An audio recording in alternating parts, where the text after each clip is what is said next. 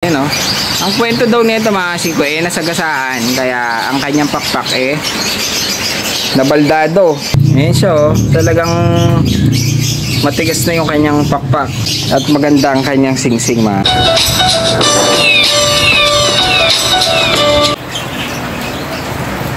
Ano ba yan? Ano ba yan? Hindi na huminto ang ulan mga kasiko. Kanina nag-open tayo.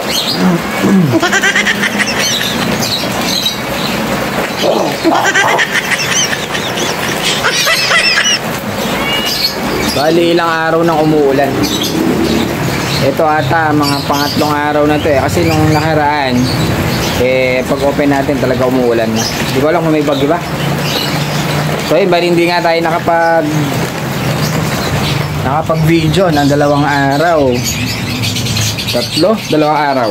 So kasi dahil nga napakapangit ng panahon tinamaan tayo ng sipon. Ayan, medyo hanggang ngayon pangit pa rin yung ating pakiramdam. Sama pa rin. Pero hindi tayo nag-close mga kasiko. Nag-open pa rin tayo. Kasi kailangan mga kasiko dahil dito rin tayo kumukuha ng pambili ng gamot, pambaon ng bata, panggatas ng bata mga kasiko. Siyempre tsaka pangkain namin. Kaya hindi, kahit na medyo masama yung pakiramdam natin hindi tayo nagsara. Ngayon medyo okay na pero hindi pa totally ayos mga kasingko. Medyo masakit pa yung lalamunan natin. Nagka-one eye tayo, sipon. Tinamaan tayo. So yun, medyo kahit paano nakaka-recover na mga kasingko. Kaya yung mga dumating na kalapati dito hindi ko muna kinuha mga kasingko. Ang tinuturo ko dun sa kabila, doon ko muna siya pinabagsak yung mga ibang kalapate. Bali, hindi muna tayo kumuha ng kalapate ng 2 araw. Yung mga dumadating kasi hindi ko nga maasikaso. Kumukuha nga lang ako ng tao, ng mga bata na magpapakain ng mga ibon. Dahil nga masama yung pakiramdam natin ng 2 araw. Kaya yung mga pambenta na dumating nung mga nakaraang 2 araw, hindi ko na kinuha. Tinuro ko siya dun sa kabilang mga nagtitinda ng mga kalapate kasi ko. Pero kanina medyo okay naman yung pakiramdam natin. Konti-konti na lang yung ating sinat mga kasingko, kayang-kaya na. May nagbagsak na kalapate. Ito, dito ko muna. 10 lang kinuha ko. Para hindi masyadong crowded mga kasingko. Ito sa loob. May payong pa yan ha. Napakalupit yan. Wala tayong paglalagyan Kaya mga kasingko, bali ito sa 10 piraso lang. Ayan nakapayong sila. Hindi sila mababasa. Hindi sila magkakasipon. Pero kailangan tanggalin na natin dyan. So yung mga kasingko, bali mamaya sisilipin natin yan. Titignan natin kung merong magagandang nakuha tayo. Pero bago yan mga kasingko, yung ating tiger na paanak naipamigay na natin sa isang kalapatids. Dahil medyo narinig ko yung kwento niya. Tsaka siya ang unang-unang tawag dito, nagka-interest dun sa ating mga tiger. Kaya yes, narinig ko yung kwento niya, ninakaw daw lahat ng mga kanya, ganito, ganyan. So ayun, para may pang-umpisa. Pero ang sabi niya kasi parang medyo may mga bumalik na dun sa mga ninakaw sa kanya. Pero halos wala. Talagang ninakaw yung iba niya. Tapos yun, sa kanya natin bibigay yung isang nilangaw pa tayo. Sa kanya natin ibibigay yung isang paanak natin ng tiger grizzle. So silipin natin yung mga bagsak na kalapate. Dahil matagal-tagal tayo hindi nakakakuha ng kalapate. Let's go! Kasi ko kasama na naman natin si Pogi. Taas na views nito. Ito, yung anak kasi netong 2 tiger natin. Ayun, medyo madilim na nga. May deliver kasi kami, naghihintay siya yung anak niya kay... Ano kasi pangalan mo pre? Kenji Sempran. Kenji! Pangalan pala, pagwapo. Ako na naman. Okay, sino ba? Yung kay Kenji kasi, na feature natin nung nakaraan, yung dati, yung mga hinagis mo na pre, ninakaw. Lahat ba? Yung konti lang. Kasama opal. Okay. Pero bumalik na po. May mga bumalik. Bumalik na po. Siguro napakawalan. So ayun, ninakaw kasi yung iba niya. Kaya siya unang-unang nagka-interest kasi nung mga natin, tiger. Kaya sa kanya natin bibigay ito. Kaya hindi na natin ginawa siyang flyer. Kaya para mas maganda, mas mapatuto niya, iuwi na niya. Oh, yan. Parang tingin ko kasi mag-i-start na siya. Ayun, no? May mga kumakalat na kasi siya eh.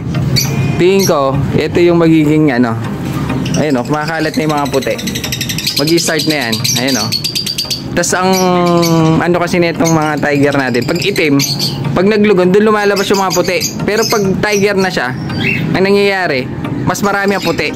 So ayun, mga si Kenji ano? Sembrano po. Sembrano, yun. Bali sa kanya mapupunta yung unang anak ng tiger natin na ipamimigay. Yan. Thank you po. So ayun, ninakaw kasi yung kanya kaya ano, para pang umpisa ulit. May mga bumalik daw kasi ilan lang. So ayun, sana maparami. Thank you po. Maraming salamat po.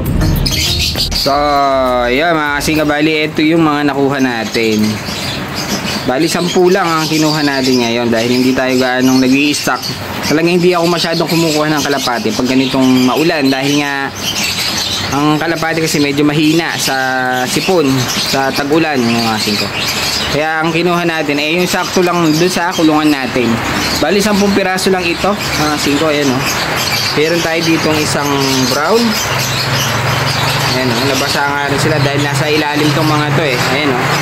Pero ito yung mga nasa taas eh, hindi sila basa. Kaya mamaya ilalagay na natin sila dun sa lakas ng ulan, no? Mga singko. Kaya ito, mamaya ilalagay na natin dun sa mga cage nila dun sa labas, sa pwesto natin. Para makapagpag na sila. Dahil wala nang laman yung ibang cage natin eh. Kaya ilalagay na natin. Silipin natin ito isa. Ito yung brown, no? May nasilip pa nga ako dito mga singko ng mga naka-club ring. Ito isang red check. Mukhang babae. Medyo mga bata pa sila eh.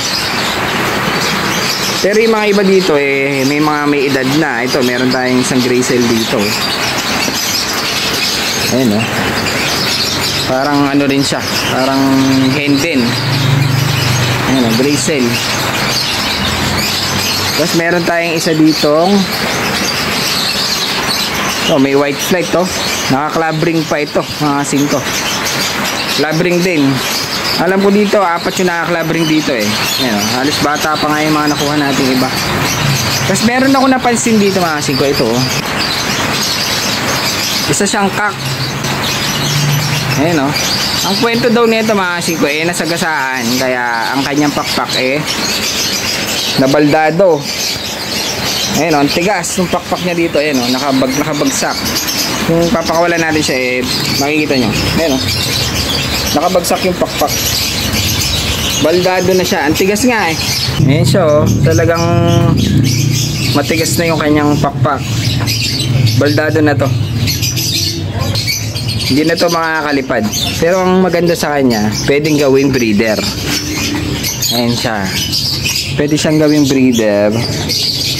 At maganda ang kanyang singsing mga singko. So ayan mga singko, naka BFRC Basco 2020. Ayan no, may sensor. Ganda niya. Pwedeng gamitin to pang salang. Ito yung mga napansin ko lang sa kanya. Pero ang sabi sa akin eh, nasagasaan daw yan. Sabi nung nagbenta. Ayan siya. Kaya baldado na, BFRC. Ayan, bali ito siya. Pero tingin ko dito makakasampa pa yan. Pwede pa siya i-breed. Yun nga lang, di na makakalipad. Basco Batanes, BFRC, Bulacan. May sensor. So ayan, sa mga gusto pwede nyo nang pasyalan ito dahil maya maya ilalabas na natin ito mga 5. Baka mag-away-away pa dito dahil siksikan sila. Lit-lit na kulungan natin. Sakto-sakto, wala na gaano laman yung mga pambenta natin doon. Ayan o, 10.